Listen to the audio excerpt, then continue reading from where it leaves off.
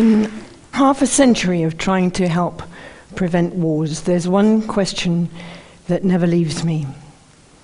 How do we deal with extreme violence without using force in return? When you're faced with brutality, whether it's a child facing a bully in the playground, or domestic violence, or on the streets of Syria today facing tanks and shrapnel, what's the most effective thing to do? Fight back? Give in? Use more force?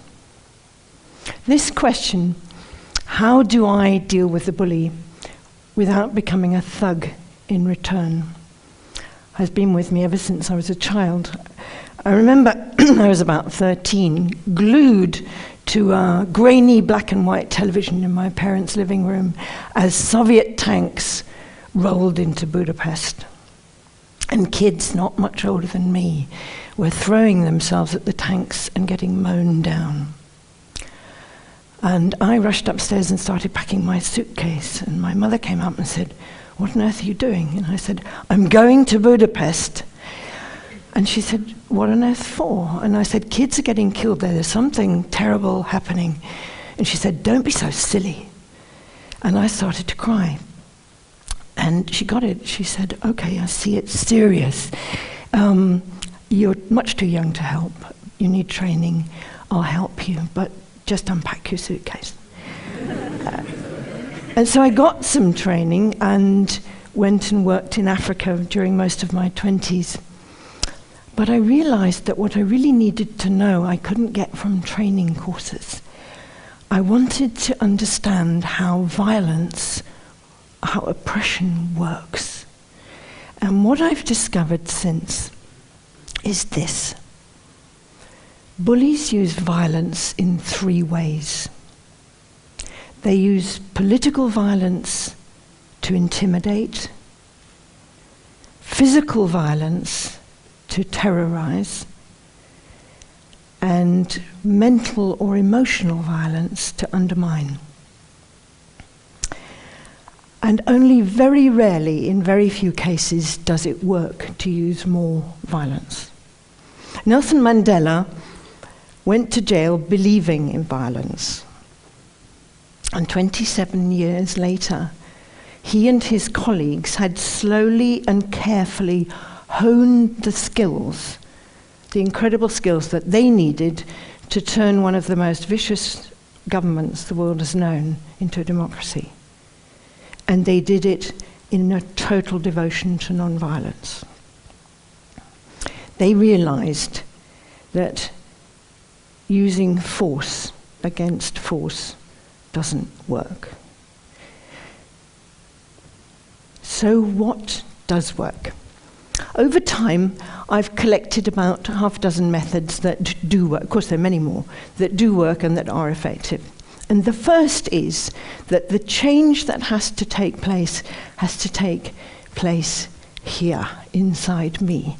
It's my response, my attitude to oppression that I've got control over, that I can do something about. And what I need to develop is self-knowledge to do that. That means I need to know how I tick, when I collapse, where my formidable points are and where my weaker points are. When do I give in? What will I stand up for? And meditation or self-inspection is one of the ways of gaining, it's not the only one, it's one of the ways of gaining this kind of inner power. And my heroine here, like Satish, is Aung San Suu Kyi in Burma.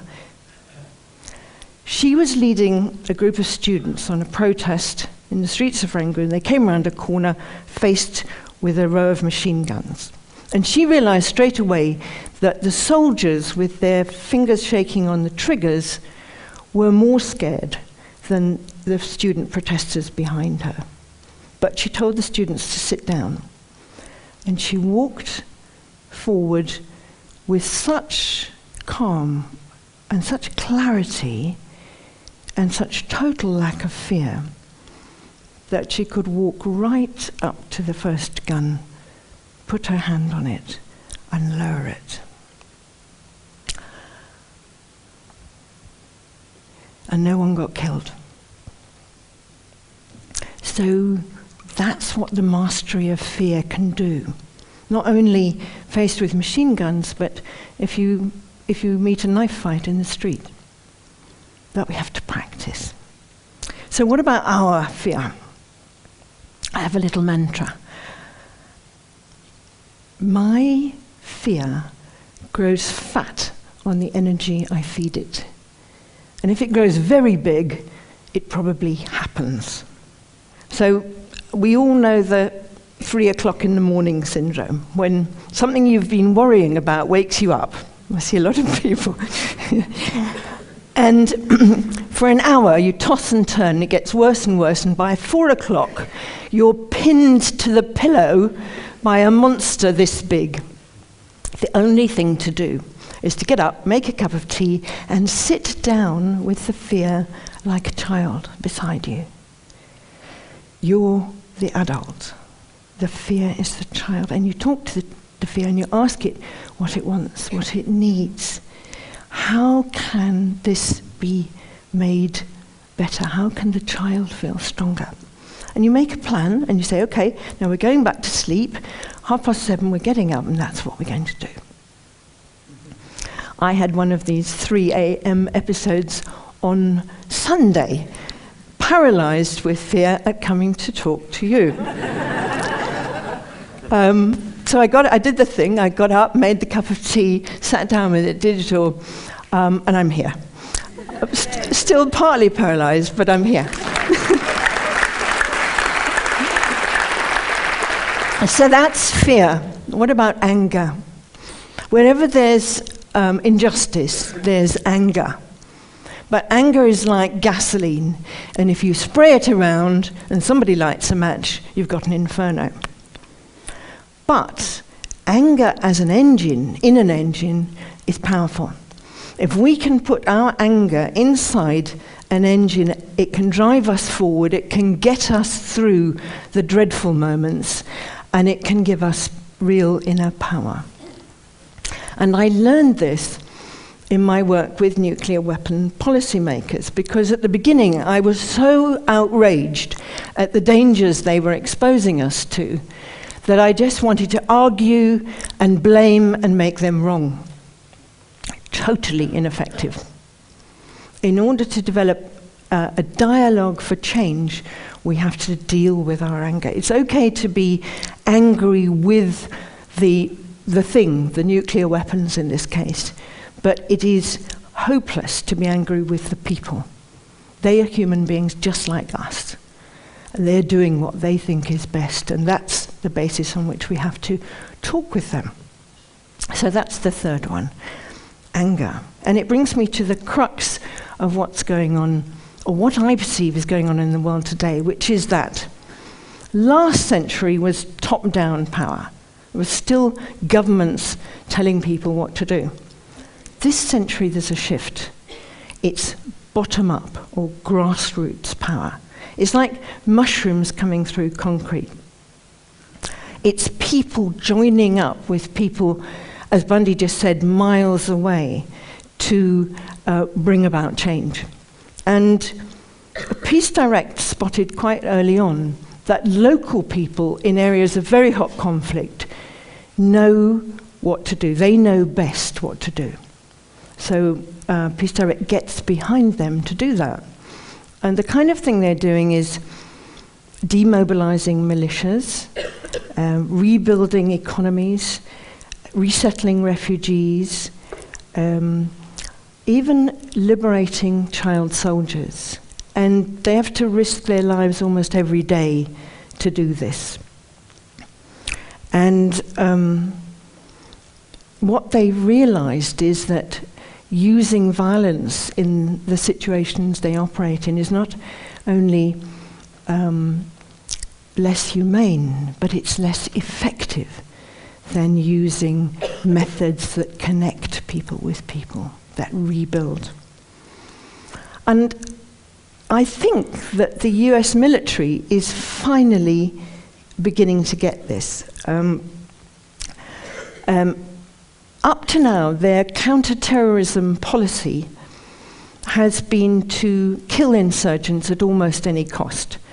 And if civilians get in the way, that's written as collateral damage. And this is so infuriating and humiliating for the population of Afghanistan that it makes recruitment for Al-Qaeda very easy when people are so disgusted by, for example, the burning of the Quran. So the training of the troops has to change. And I think there are signs that it is beginning to change. The British military have always been much better at this.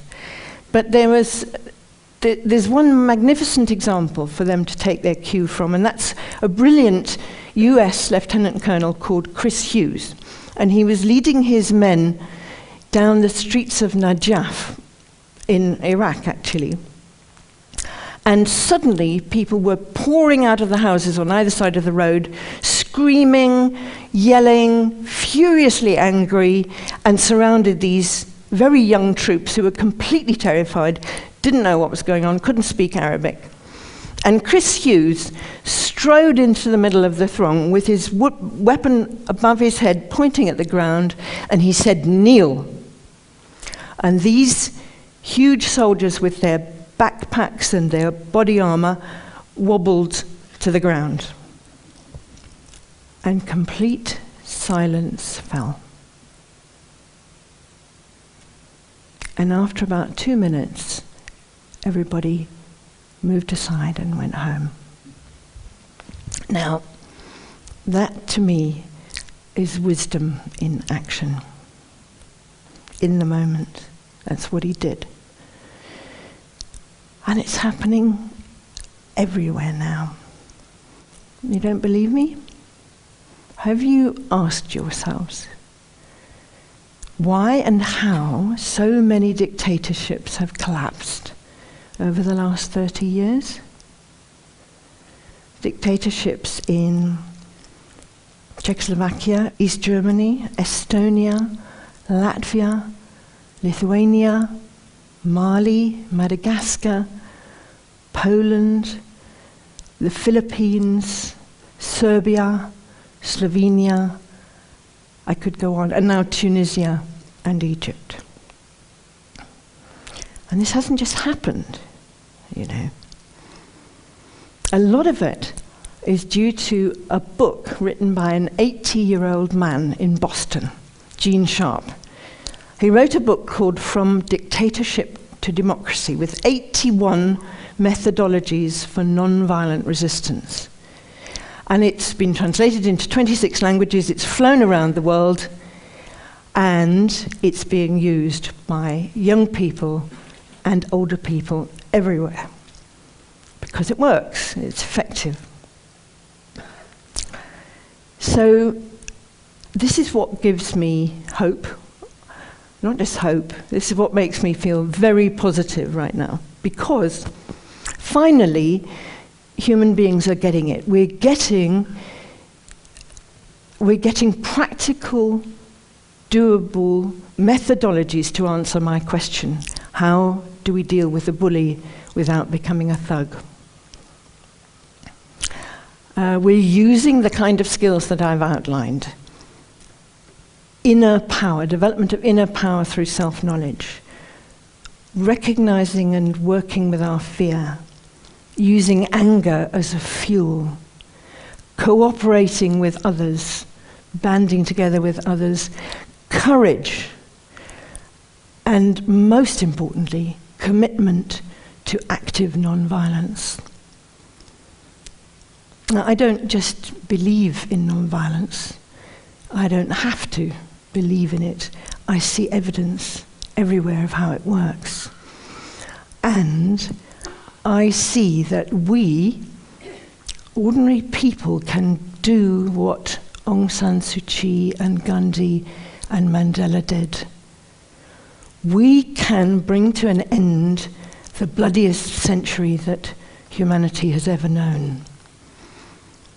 And we can organize to overcome oppression by opening our hearts as well as strengthening this incredible resolve.